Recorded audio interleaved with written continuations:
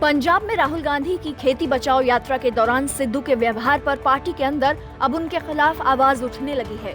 कांग्रेस सांसद रवनीत सिंह बिट्टू ने सिद्धू को नसीहत देते हुए कहा कि उन्हें अब अपनी अलग पार्टी बना लेनी चाहिए।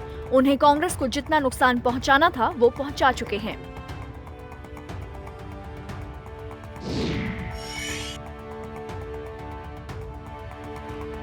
हरियाणा के पूर्व मुख्यमंत्री भूपेंद्र सिंह हुड्डा ने पानीपत और समालखा अनाज मंडी का दौरा किया। इस मौके पर हुड्डा ने प्रदेश सरकार पर निशाना साधते हुए मंडियों में अव्यवस्थाओं का मुद्दा उठाया और कहा कि मंडियों में न तो ढंग से फसलों की खरीद हो रही है और न ही किसान को एमएसपी मिल रहा है।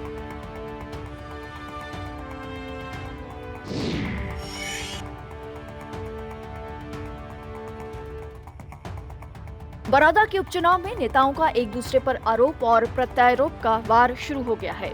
आईएनएलडी नेता अभय चौटाला ने सीएम पर जमकर निशाना साधा और कहा कि सीएम पिछले 5 साल से एक बार भी गोहाना और बड़ौदा हलके में नहीं आए। अब चुनाव आए तो मजबूरी में आना पड़ा।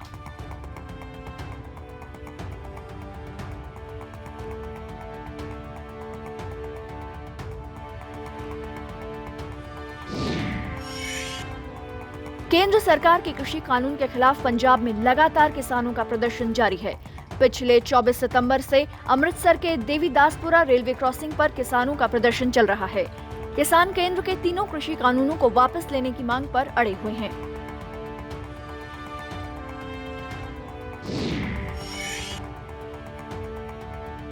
चंडीगढ़ इंडस्ट्रियल एरिया के प्लेबॉय डिस्कोथेक के बाहर students of Punjab university party के स्टेट प्रेसिडेंट गुरलाल बराड़ की कार में गोली मारकर हत्या कर दी गई। वारदात में गुरलाल को 3 गोलियां लगी हैं। बराड़ क्लब में किसी जानकार की बर्थडे पार्टी में शामिल होने आए थे। पुलिस अब मामले की जांच कर रही है।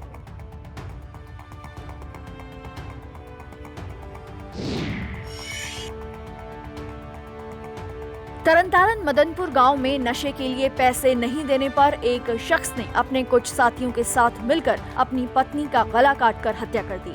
सूचना मिलने पर मौके पर पहुंची पुलिस ने शव को कब्जे में लेकर आरोपी के खिलाफ कत्ल का मामला दर्ज कर आगे की जांच शुरू कर दी है।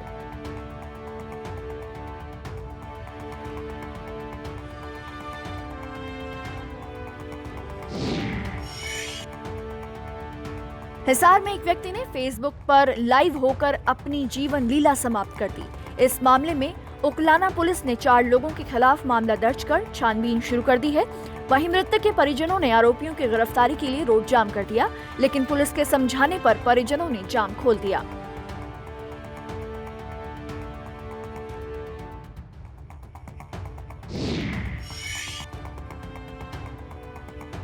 पानीपत में डॉक्टर की लापरवाही के चलते 6 साल की मासूम की जान चली गई।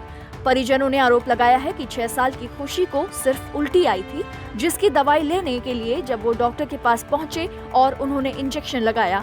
इंजेक्शन लगते ही बच्ची की तबीयत बिगड़ गई और मौत हो गई।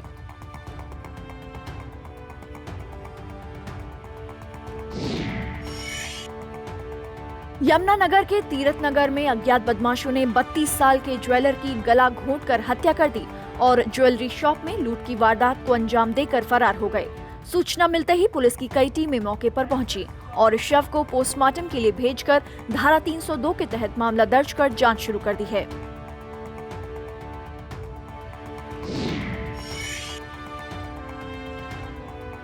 हरियाणा के हिसार के एक सूटकेस में महिला का शव मिलने से इलाके में सनसनी फैल गई।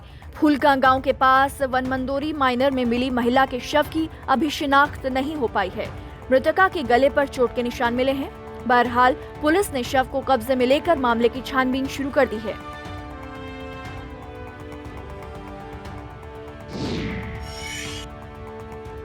फतेहाबाद में बच्चा गैंग ने दुकान में घुसकर 45,000 की नकदी से भरे बैग पर हाथ साफ कर दिया। चोरी की इस वारदात में 11 और 13 साल के 2 बच्चे शामिल हैं। चोरी की घटना दुकान में लगे सीसीटीवी में कैद हो गई, जिसके आधार पर पुलिस दोनों चोरों की तलाश कर रही है।